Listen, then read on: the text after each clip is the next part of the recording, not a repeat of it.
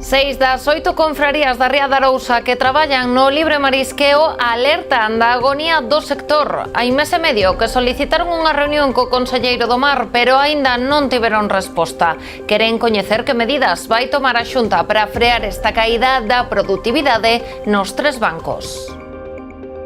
Que tal? Moi boa noite. Dan ata mediados de febreiro o conselleiro para convocar este encontro. Se non adiantan que estudarán novas medidas de presión. De seguido ampliamos esta información antes titulares. O alcalde de Outes demanda aos Sergas que se manteña no seu centro de saúde a praza de Matrona a tempo completo. Actualmente as usuarias teñen que desplazarse ata Noia para seren atendidas. Visto para a sentenza o xuízo contra a rede de contrabando de tabaco presuntamente liderada polo exalcalde de Ribadumia, Nene Barral. O xuízo dase por rematado 24 anos despois dos feitos. Hoxe entregáronse os premios Cidade de Pontevedra 2024. O escritor Manel Loureiro e os servizos de dermatoloxía e dixestivo do Complexo Hospitalario Universitario de Pontevedra foron os galardoados. Estamos nas novas do día, comezamos.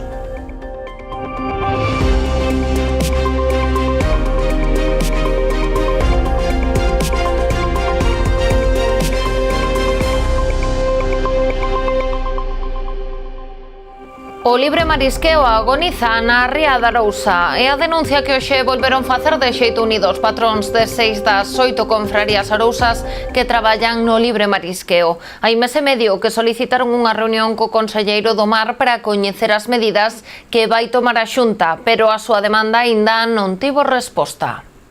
Levamos 10 anos tamén solicitando unha serie de actuacións, nunca se nos fixo caso, sempre estuvemos en base a axudas, que dixemos que nós non queremos ningún tipo de axuda, o que queremos é que se recupere os bancos de libre marisqueo para poder nós seguir traballando. É o que solicitamos sempre. Levamos 10 anos tamén solicitando un dragado, levamos 10 anos solicitando unhas actuacións sobre o buído e sobre cabío que nunca se fixeron. Nunca se fixeron. Sempre se nos prometeu e nunca se fixeron. Agora estamos vendo que é unha situación que cambiou o conselleiro, estamos pedindo unha reunión para saber realmente este ano que é o que se vai facer sobre os bancos e que realmente actúen. Non se nos está dando cita para esta reunión. Do mar agora non vives, é dicir, do marisqueo do que vas a generar, ganas moi pouco diñeiro e dada a subida que temos de impostos na cesta de compra ou os mesmos os combustibles ou a subida das luces, o que podes ganar con 30, 40 ou 50 euros ao día non che dá para subsistir a unha familia. O que teña que pagar unha hipoteca, un teléfono, un coche, todo eso con 50 euros ti non pagas, non vives hoxe en día de hoxe. Os patróns creen que detrás desta actitude da Xunta de Galicia existe un interese por privatizar o sector. Ante esta situación volverán reunirse a mediados do mes de febreiro e se aínda non tiveron resposta para fixar ese encontro con Alfonso Villares, analizarán as medidas de presión a tomar. Actualmente dos 3 bancos de libre marisqueo da Ría de Arousa só 2 están abertos, aínda que as capturas son mínimas. E iso que cada vez son menos as embarcacións que os traballan debido a baixa produtividade. Hoxe en día só hai 40 barcos faenando, cando noutros anos por estas datas a cifra superaba os 400. O alcalde de Outes, Manuel González, vende demandarlle ao Servizo Galego de Saúde o mantemento da praza de Matrona no centro de saúde da localidade a tempo completo. Segundo informou o rexedor, a persoa que ocupaba esta praza vende xubilarse en datas recentes e as usuarias deste servizo teñen que desplazarse ata Noia para seren atendidas por este especialista.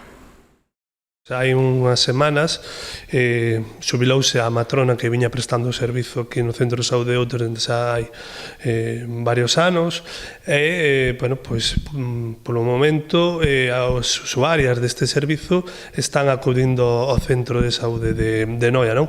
Bueno, nos pusemos en contacto co persoal do Centro de Saúde, xa no seu momento nos interesáramos por esta cuestión, bueno, pois co xerente da área sanitaria, que en aquel momento non nos dera ningunha, digamos, información sobre que iba a pasar con esta praza, pero o que sabemos polo momento é que non hai sustituto ou sustituta para esta praza, e a nós parecenos que debese cubrir o antes posible, e a máis debese cubrir nas mellores condicións, é dicir, nas condicións que ten actualmente a tempo completo e a escrita a tempo completo ao Centro de Saúde de Outes, non?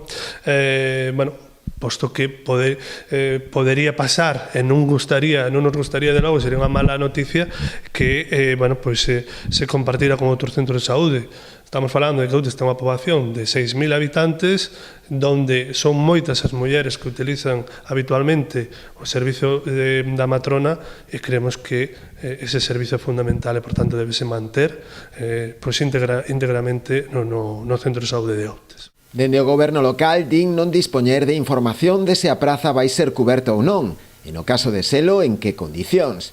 Dende o Executivo local sinalan tamén que son numerosas as mulleres que utilizan este servizo en Outes, polo que non se entendería que deixaran o municipio sen este servizo, como xa fixeron coa praza de pediatría. O que está pasando en pediatría é que, a praza que existía, que estaba a tempo completo no Concello de Outes, ou no Centro de Saúde de Outes, mellor dito, agora mesmo está compartida co Centro de Saúde de Noia, co cal a pediatra desprázase unhas horas cada día a Noia. Isto é un incordio para ela como profesional, pero tamén para os usuarios de Outes, que se teñen algún problema a partir de determinada hora teñen que ir a Noia. Bueno, nós creemos que non é a mellor forma de prestar o servizo, un servizo básico como é o servizo de pediatría, non? E ademais non só pasa en este servizo de pediatría, tamén sabedes que no Centro de Saúde de Outes, dos 5 facultativos que tiñamos, 4 deles están xa xubilados ou vanse xubilar por moi pronto. E, polo momento só hai 2 persoas que substituen as persoas xubiladas, non? Quero dicir con isto que dunha plantilla de 5 pasamos a 3, iso tamén é unha merma no servizo, e nós, estamos vendo como está funcionando e para ver como tamén responde a cidadanía, pero eu creo que é importante manter os servizos de saúde o máis próximo posible a xente. O alcalde mostrou tamén a súa preocupación polo que cualifica de política de recortes seguida pola Xunta, no referido ao persoal que presta os seus servizos no Centro de Saúde da localidade. Visto para a sentenza, o xuízo contra a rede de contrabando de tabaco presuntamente liderada polo exalcalde de Ribadumia, Nene Barral. O xuízo dase por rematado 24 anos despois dos feitos que se remontan ao 2001. Hoxe na bancada da Audiencia Provincial de Pontevedra sentaron os 8 presuntos integrantes desta rede que quedan vivos, acusados de introducir máis de 430.000 paquetes de tabaco Magnum especial que foron decomisados na zona franca do Porto de Vigo.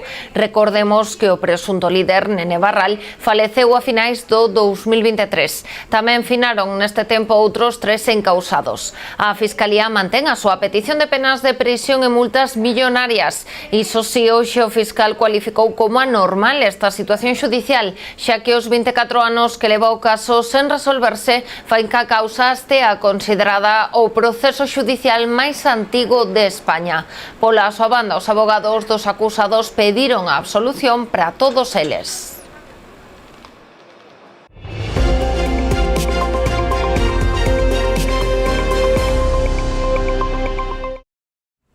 O Pleno de Pontevedra decidiu por unanimidade mellorar a situación da Policía Local da cidade. A través dunha moción, o Partido Popular reclamou un incremento de persoal e melloras nas condicións laborais dos axentes. Aínda que o debate foi tenso, a proposta dos populares acabou por conseguir o apoio das 3 formacións da corporación. La Policía Local de Pontevedra es una policía maltratada laboral y económicamente, y esto es un dato objetivo y contrastable que este Gobierno se ha encargado de apuntalar con sus actos y omisiones a lo largo de todos estos años. Y las consecuencias de este trato inadecuado a su policía, entre otras cosas, es que asistimos, sí señora Villaverde, a una fuga de policías. Que a súa exposición de motivos é claramente unha homenaxe literaria propia do realismo máxico de Gabriel García Márquez ou das hipérboles de Quevedo. Exasera vostede tanto que a moción perde todo o viso de seriedade. O problema non só é de número. Aínda que por unha vez, señora Pardo, quédase corta. O problema tamén está na organización dos servizos. Cousa que se reproduce en todo o Concello. Por eso, dende este grupo municipal, pedimos negociación real cos traballadores e que se reorganicen todos os servicios. Señora Pardo, eu xa sei que vostede ten querencia polo drama e polas palabras grandilocuentes, pois para amosar unha cidade casi en estado apocalíptico e unha administración e un concello case que caótico. Paréceme unha plantilla bastante dimensionada para unha cidade como Pontevedra. Eso non quere decir que non haxa que seguir mellorándoa, que teñamos que aumentar prazas, plantillas, reorganizar o servizo ou seguir encabezando.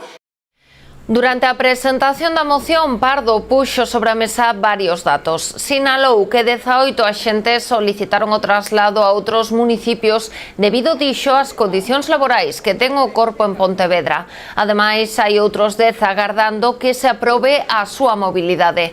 A concelleira do Partido Popular recordou tamén que no 2024 a taxa de criminalidade na cidade pontevedresa aumentou en algo máis dun 7% e que das 123 prazas disponibles da Policía Local, só 77 permanecen en activo. Pola súa banda, Edil, responsable de Seguridade, asegurou que actualmente son 105 as prazas ocupadas. O debate no pleno foi seguido por un grupo de axentes da Policía Local que, dende o público, criticaron principalmente as intervencións de Eva Vilaverde. Ademais desta moción, todas as presentadas no pleno ordinario de hoxe foron aprobadas por unanimidade.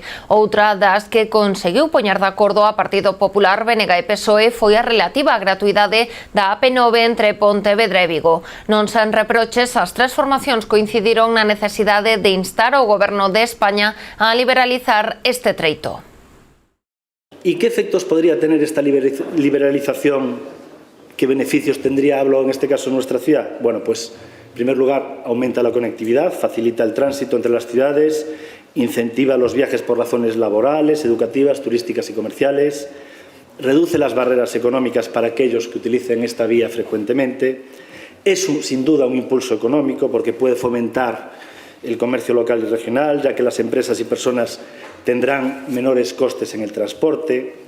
Que fixeron vostedes durante o tempo que estaban gobernando en España para conseguir a gratuidade da autoestrada do Atlántico ou siquiera a transferencia a Galicia?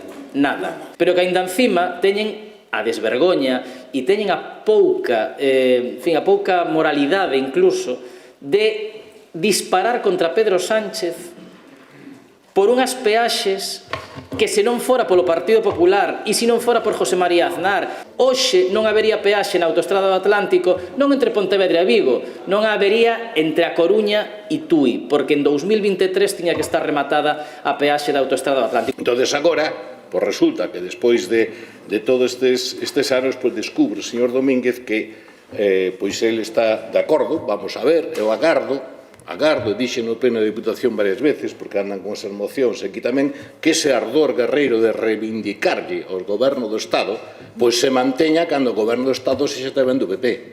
Non teño ningún motivo, hasta ahora foi así, pero hai que ter fe, esperanza e caridade, e hai que ter fe en que o PP, esta vez, vaya en serio, e se consigue o Goberno dentro do Estado, que tarde moito, pero igual, 2, 3 anos, que realmente aplique. Facemos unha pausa, de seguido voltamos con máis información.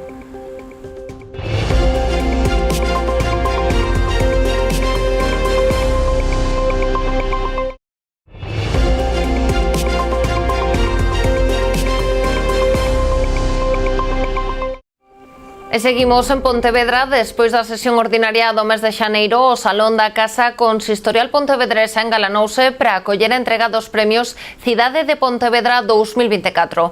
Neste evento, que se fai coincidir co Día de San Sebastián, patrón da cidade, foron galardoados o escritor Manel Loureiro e os servizos de dermatoloxía e dixestivo do Complexo Hospitalario Universitario de Pontevedra. Sen xente e sen espazos comuns, Pontevedra sería outra cousa, sería unha cidade que non recoñeceríamos. Por iso é tan valioso o escritor que fai de Pontevedra un lugar fantástico onde tentar sobrevivir a unha apocalipse. Como contar con traballadores e traballadoras da sanidade que converten os seus servizos en referencias internacionais. A Boa Vila está orgullosa de todos e de todas as persoas que a levan e a viven de corazón. O Cidade de Pontevedra deste ano significa para min algo máis, se cabe, que ese recoñecemento. Supón entender que a vida cultural desta cidade é vibrante, complexa, única e diversa. Que Pontevedra é un lugar que vive, pensa e soña en galego e en castelán, e que é capaz de crear historias que resoan en todo o mundo. Que é a cidade soñada de Castelao, pero tamén a cidade de Valle Inclán, Torrente Ballester e tantos outros autores e autoras que, sen importar o vehículo que escollan para expresarse, son capaces de contar historias universais. Que Pontevedra é, en definitiva, a suma do traballo e o esforzo de todos os seus habitantes. O 2024 foi moi especial para nós, con recoñecementos tan importantes como o Premio Best in Class ao mellor servicio digestivo de España, e tamén o Innova Health ao mellor proxecto de inteligencia artificial no ámbito da saúde. Pero, sen dúbida, este Premio Cidade de Pontevedra é o que máis nos ilusiona, porque ven da nosa cidade da xente para que traballamos día a día. Cando aínda no ámbito sanitario sofrimos as consecuencias da crise económica e da pandemia, recibir este galardón concedido pola institución que representa aos nosos doentes é todavía máis emocionante. Indícanos que, a pesar das dificultades diarias, o noso traballo ten un recoñecemento e nos impulsa e anima para seguir nesta senda. Ambos os dous galardóns foron concedidos por unanimidade do xurado. Iso sí, despois dun intenso debate. Non en van, nesta edición destacaronse os numerosos méritos dos demais candidatos propostos. Loureiro foi escollido na categoría de persoa física despois dun ano dunha intensa proxección internacional. No 2024 recolleu o premio de novela Fernando Lara e a película Apocalipse Z, adaptación da súa novela homónima, conseguiu ser unha das máis vistas na historia da plataforma Amazon Prime. En canto á persoa xurídica, o Colexio de Médicos propuxo recoñecer os servizos de dermatoloxía e de aparato digestivo do CHUP, un xeito de premiar tamén na súa cidade os logros conseguidos ao longo do ano. Entre eles o premio Best in Class 2024, que recaeu nos dous servizos. O PP de Ribeira levará ao vindeiro pleno unha iniciativa plenaria a través da cal lle pide ao equipo de goberno que leve a cabo as xestións oportunas ante a demarcación de costas do Estado para conseguir a reversión dos terreos nos que se asenta a antiga nave de Cerqueira, en Banda ao Río. Un trámite que, segundo eles, daría por rematada a concesión que pesaba sobre a mesma, pasando a titularidade municipal. De paso, os populares tamén insisten en que o equipo de goberno debería iniciar conversacións coa propiedade da dita nave para tratar de chegar a un acordo de compra nos termos máis favorables posibles pro Concello.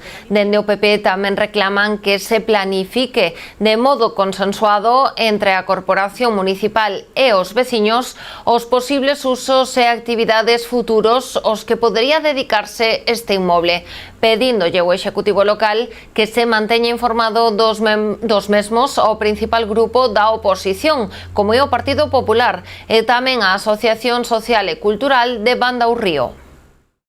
A Deputación da Coruña apoia con preto de 463.000 euros o mantemento de conservatorios e escolas de música e danza municipais nun total de 28 concellos da provincia, entre os que se atopan Boiro, Muros, Noia, Portodosón e Ribeira. O Boletín Oficial da provincia vén de publicar recentemente a resolución provisional das subvencións, que o actual goberno provincial incrementou neste mandato nun 25%. Dende a Deputación destacaron a importancia de apoiar a formación artística nas diferentes escolas de música, danza e conservatorios da provincia, como unha fórmula de facer accesible a cultura e a educación a todos os municipios da provincia, máis alá das grandes cidades.